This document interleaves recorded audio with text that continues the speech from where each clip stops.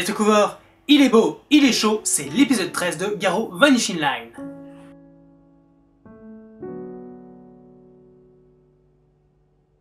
L'épisode commence avec nos trois héros, Schwartz, Sophie et Gina, qui sont toujours en route vers l'ouest, vers Eldorado.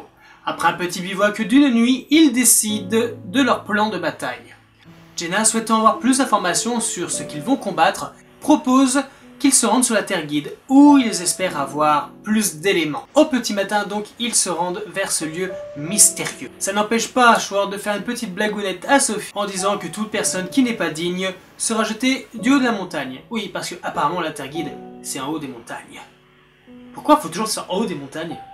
Mais sérieux, je sais pas, ils peuvent pas faire ça sur le bord d'une plage, ou je sais pas, avec des cocotiers, ou moi je sais pas, là, une petite oasis sympatoche, on peut se baigner, on peut s'amuser, pardon. Mais juste avant de s'y rendre, ils s'arrêtent au village où Gina a appris tout ce qu'elle sait en tant que prêtresse Macaille. Ils sont très bien accueillis par tous les villageois, ainsi que les enfants qui sont très contents de revoir Gina. Après cet accueil chaleureux, Gina décide de faire quelques emplettes où elle va acheter de nouvelles armes, renforcer son stock et surtout lâcher mais des liasses et des liasses et des liasses et des liasses et des liasses de billets de banque.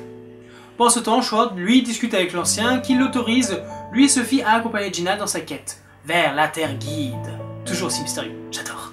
Après un petit dîner très agréable où les vieilles dames du village décident de bien nourrir Sophie parce qu'il faut dire qu'elle a la peau sur les os, nos héros sont donc partis avec le soutien de l'ancien vers la Terre Guide et surtout son temple.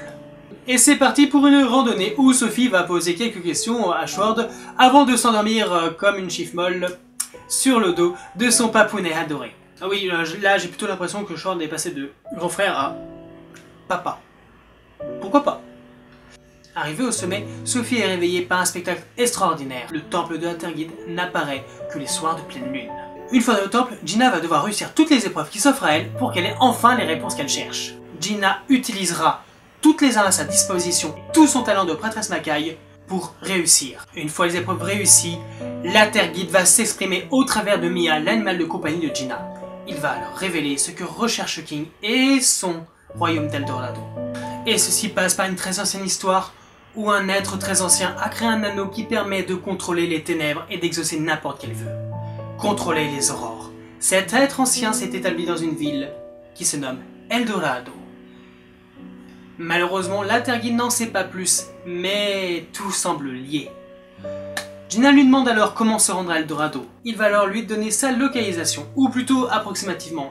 La Terre Guide lui conseille de se rendre à la ville de El Sambados, ou plutôt au sud de cette ville, où certaines causalités et certains événements ont eu lieu. C'est un bon point de départ. La Terre Guide révèle aussi à Sophie qu'elle est peut-être la clé de toute cette histoire. Une fois toutes ces révélations faites, le temple disparaît et il ne reste plus qu'à nos héros de repartir vers de nouvelles aventures, où le danger les attend à chaque tournant. Bon, je dois dire que je suis assez choqué de l'épisode, alors on se voit dans l'analyse.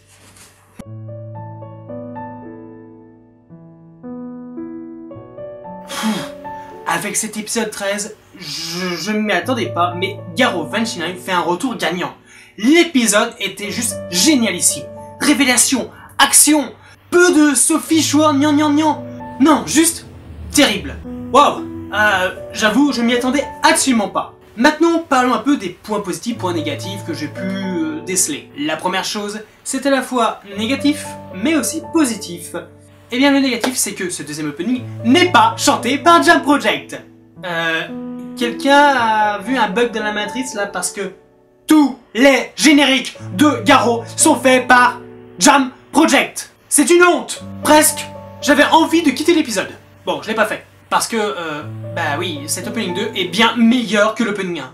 Je suis désolé. En tout cas, moi je le préfère. Il m'a plus touché et non, vraiment, moi je l'ai trouvé qu'il était bien meilleur que l'opening 1. J'adore Jam Project. C'est un de mes groupes favoris. Surtout sur le Garou, quoi. Je veux dire, pour moi c'est vraiment le duo gagnant.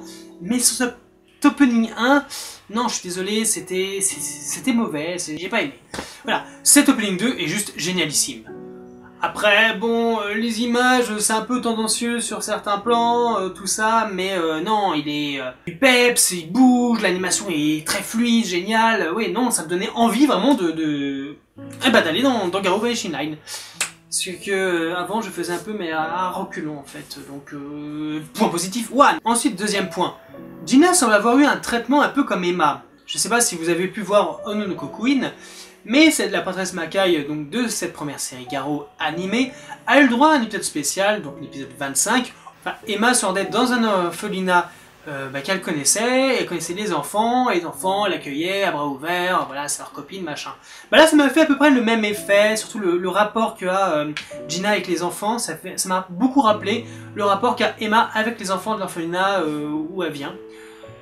Donc voilà, j'ai trouvé un peu cette similitude très sympa, surtout que j'apprécie beaucoup Gina, je trouvais que dans les derniers épisodes, heureusement qu'elle était là, sinon la série ne valait rien.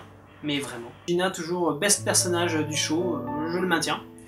Donc ça c'est cool. Toujours parlant de Gina, eh bien, parlons de son combat, le combat dans le temple de la Terre Guide, qui est juste génialissime, fluide, énergique.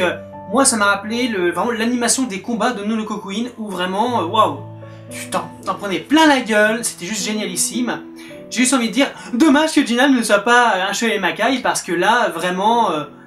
elle envoie du lourd hein, la fille. Hein. Continuons à parler donc des prêtres Makai. Donc là on a un village entier où justement Gina a fait sa formation. On nous raconte que le village a été fondé suite à une énorme tragédie où les survivants sont partis le plus loin possible. C'est marrant mais ça me rappelle aussi un peu la purge de Ono no Kokuin. Eh pourquoi pas? Mon dieu, si jamais Garo Vanishinai et Ono no Kokuin étaient liés... Oh mon dieu! Ils auraient lié la meilleure série animée Garo à la pire pour le moment. Oh l'horreur! Ceci dit, l'histoire est intéressante et en plus ils se sont quand même vachement bien établis. Quand on voit les marchands d'armes Makai, ils construisent les Madogu, ils les vendent un peu à comme on a pu voir après la colonisation en Amérique, les natifs américains qui vendaient leurs breloques, enfin l'objet qu'ils fabriquaient, donc ça rappelle un peu tout ça, j'ai beaucoup aimé, et d'ailleurs je ne serais pas étonné que justement Adélaïde, la mère de Luke, vienne de ce village, pourquoi pas. Mais peut-être qu'on en saura plus tard. D'ailleurs, en rapidos, on nous révèle dans l'épisode que Luke est passé par le village. J'espère qu'on en apprendra plus là-dessus aussi. Ensuite, bien toujours la tradition occulte, donc là, un temple qui n'apparaît que les soirs de pleine lune, donc génialissime. Bon, fait un peu tâche parce que depuis le début, on voit quelque chose à forte connotation, inspiration américaine. Là, ça fait plus, ce château, plus connotation européenne. Voilà, pourquoi pas, ça jure un peu, mais c'est pas gênant.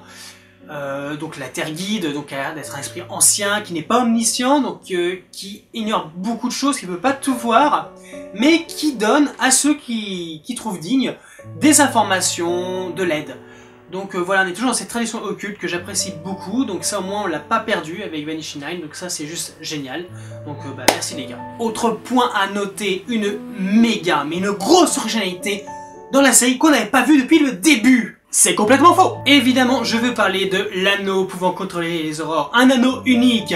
Un anneau pour les contrôler tous, et dans les ténèbres, les lier, bla bla bla. Oui, vous connaissez la chanson. Clairement, là, on a une pure adaptation, pure référence, ou plagiat, je sais pas, comme vous voulez, hein, vous choisissez, hein, du Seigneur des Anneaux. Mais si on reste dans l'univers de Garo, ça me rappelle le cercle de Zirkel, qui est aussi un énorme anneau pouvant contrôler les aurores dans Ono no Kokuin. Donc du coup, là je suis en train de me dire, ça fait quand même beaucoup de similitudes avec Ono no Kokuin, et je me demande si pour cette deuxième partie de saison, ils se sont pas inspirés de la première saison qui a eu du succès, pour rattraper la catastrophe de la première partie de saison. C'est possible, à vous de juger, mais techniquement, ça me fait un peu peur. Et dernier petit point hein, dont on peut parler, c'est cette petite pierre précieuse que Gina a gagnée au prix de ses combats, qu'elle va offrir à Sophie en lui disant qu'il faut être déterminé pour que cette pierre donne pleine mesure de ses pouvoirs. Donc voilà, la pierre va être importante, donc là Sophie vraiment est dans ce move de devenir un personnage qui va sans doute apprendre de plus en plus les secrets du monde Makai, et j'espère toujours qu'elle devienne la disciple, donc voilà, pour conclure, eh bien l'épisode était très bien, comme je dis, c'est un retour gagnant, que moi j'applaudis, j'espère que ça va continuer dans cette veine-là, parce que c'est pas mal, c'est vraiment bien, très bien. Bon, mis à part que, effectivement, peut-être aurait été emprunté les codes de Ono no Kokuin pour, justement, donner plus d'attrait à la série, à voir. En tout cas, moi j'encourage à ce que ça continue comme ça, et je vous dis à la semaine prochaine les Tokuvors. Bon week-end!